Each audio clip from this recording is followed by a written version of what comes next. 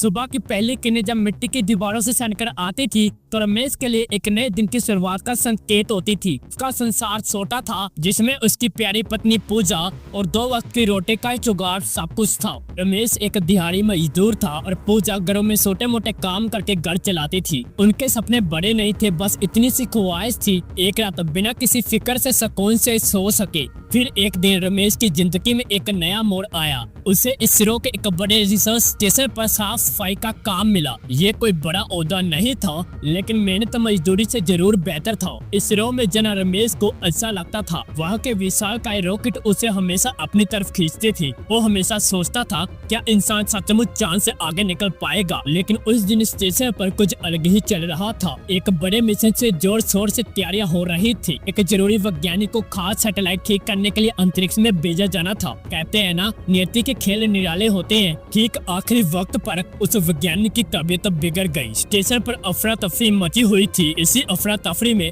रमेश ऐसी जगह पहुंच गया जहां उसे नहीं जाना चाहिए था। उसने सोचा कि शायद उसे कोई सामान पहुंचाना है। इससे पहले कि वो कुछ समझ पाता, कुछ लोगों ने उसे पकड़ लिया और बिना कोई सवाल किए उसे सफेद सूट पहना दिया। अगले पल उसे एक कैप्सूल में बैठा दिया गया। उसे लगा कि शायद ये कोई ट्रेनिंग का हिस्सा होगा और जब उसने खिड़की के बाहर देखा तो उसके होश उड़ गए। वो कैप्सूल एक विशाल रॉकेट से जुड़ा हुआ था। इससे पहले कि वो कुछ समझ पाता, रॉकेट के इंजन आग उगलने लगे कि जोरदार झटके के साथ वो कैप्सूल आसमान की ओर उड़ा। रमेश की सांसें जैसे थम सी गई। वो अवाक होकर देख रहा था कैसे उसका घर और गांव, शहर और पूरी की पूरी धरती एक छोटे से नीले गोले में तब्दील होती जा रही है। जमीन पर गांव में पूजा की बेचैनी बढ़ती जा रही थी। रमेश रोज शाम को 7 बजे घर लौट आता था, पर आज रात के 10 बज चुके थे। बार बार फोन करने के बाद भी रमेश का फोन स्विच ऑफ आ रहा था। उसके मन में बुरे बुरे ख्याल आ रहे थे। क्या वो ठीक तो होगा? कहीं कोई अनहोनी तो नहीं हो गई? उसे इस बात का अंदाजा बिल्कुल भी नहीं था।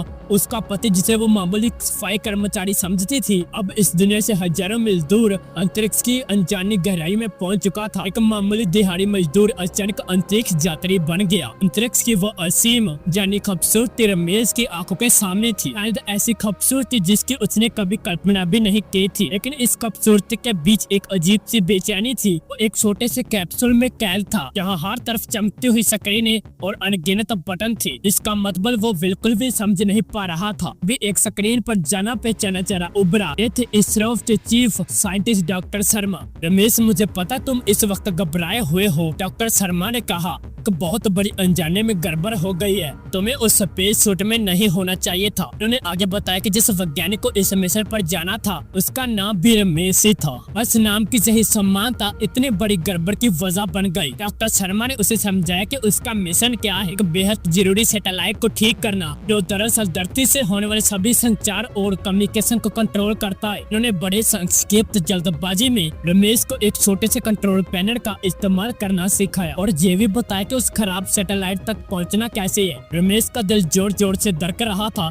ये काम उसके लिए पहाड़ तोड़ने जैसा था। एक सफाई कर्मचारी को अंतरिक्ष में जाकर जटिल मशीन को ठीक करना, उसके पास कोई दूसरा रास्ता नहीं था। वो अकेला था हजारों मील दूर और पूरी दुनिया का संचार उसके हाथों में था। इधर रमेश की पत्नी पूजा की रातों की नींद हराम हो चुकी थी। अब सुबह की अखबार में सबसे बड़ी खबर छपी, इसरो का मिशन विफल। मजदूर रमेश गलती से अंतरिक्ष में। जैसे उसके पैरों थल्ले से जमीन खिसक गई। वो दौड़ी दौड़ी टीवी के सामने बैठी और देखा कि हर न्यूज चैनल पर कैसे रमेश की तस्वीर के साथ यही सनसनी खबर चल रही थी। पहले तो उसे विश्वास ही नहीं हुआ, क्या ये मजाक है। वो बागी बागी रमेश के काम की जगह पर गई, पर वहाँ उसे अफरा तफरी और निराशा के अलावा कुछ भी नहीं मिला। कोई भी सीधा जवाब देने को तैयार नहीं था। हार मानकर हताश पूछा सीधे इसरो के मुख्यालय की ओर चल पड़ी। इसरो मुख्यालय के बड़े लोगों की भीड़ जुटी हुई थी। एक ही नारा लग रहा था, हमारे मजदूर को वापस लाओ। सरकार के खिलाफ जबरदस्त गुस्सा था। इसी तरह लड़खड़ाते कदमों से पूजा अंदर पहुंची। यहाँ सुरक्षा कर्मियों ने उसे रोक लिया। मुझे मेरे पति से बात करनी है, वो अंतरिक्ष में है, इस मेरी मदद कीजिए। पूजा ने रोते हुए गुहार लगाई। सरकारी मशीनरी की जड़ता के आगे उसकी आवाज अनसुनी रह गई। वे भीड़ से निकलकर एक पत्रकार नौजवान जवान जिसका नाम आशीष था पूजा की ओर बढ़ा और उसने उसकी आप बीती सुनी और कहा, अगर आप अपने पति को वाकई वापस लाना चाहती हैं, ये लड़ाई आपको अकेले नहीं लड़नी होगी। ये आपकी या इसरो की बात नहीं है, ये सरकार और प्रशासन की जिम्मेदारी है। हमें ये बात सबके सामने लानी होगी। शीश ने पूजा की कहानी को बड़ी संजीदगी से अपने चैनल पर दिखाया। देखते देखते ये खबर आग की तरह पूरे देश में फैल गई। पूजा जो कल तक गांव की आम औरत थी,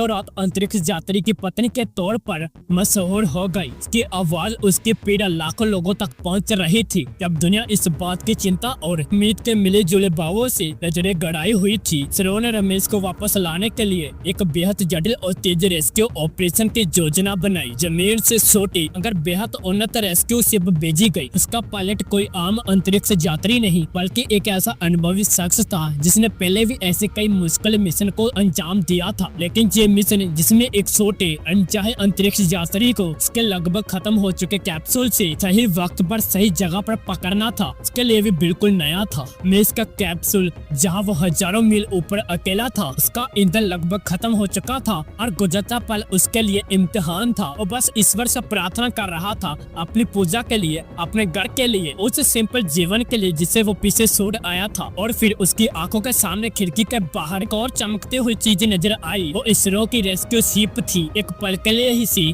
पर उसकी आंखों में एक उम्मीद की नई किरण जगी। शिप के पायलट ने अपनी पूरी कुशलता और सूझबूझ का इस्तेमाल करते हुए इस नाजुक कैप्सूल को अपने मजबूत जहाज के साथ बड़ी सावधानी से जोड़ा। हम तुम्हें वापस ले जा रहे हैं रमेश, शिप के पायलट ने इंटरकॉम पर कहा। उसकी आवाज में राहत और प्रसन्नता थी। तुमने बहुत बहादुरी का काम किया है। रमेश ने एक लंबी राहत बड़ी सांस ली। उसका दिल जो अब जोर जोर से धड़क रहा था थोड़ा शांत हुआ। उसका वो अनचाहा अंतरिक्ष सफर अपने अंजाम तक पहुंचने वाला था। इधर धरती पर पूजा का इंतजार और भी बेताब हो रहा था। पूरी दुनिया की निगाह अब पूरे उस रेस्क्यू ऑपरेशन पर टिकी थी और सांस के साथ लाखों लोग दुआ कर रहे थे। और फिर वो पल आया जिसका सबको इंतजार था। टीवी पर खबर चली, इसरो का मिशन सफल, रमेश का कैप्सूल सुरक्षित वापस लौट रहा है। शहरों में, गाँव में और खासकर इसरो के कंट्रोल रूम में यहाँ पूजा और डॉक्टर शर्मा और उसकी टीम के साथ बैठकर हर एक पल को देख रही थी। जब कैप्सूल में धरती पर लैंड किया तो पूजा खुद को रोक ही नहीं पाई, तेजी से दौड़कर उसके पास पहुंची। ऐसे कैप्सूल का दरवाजा खुला,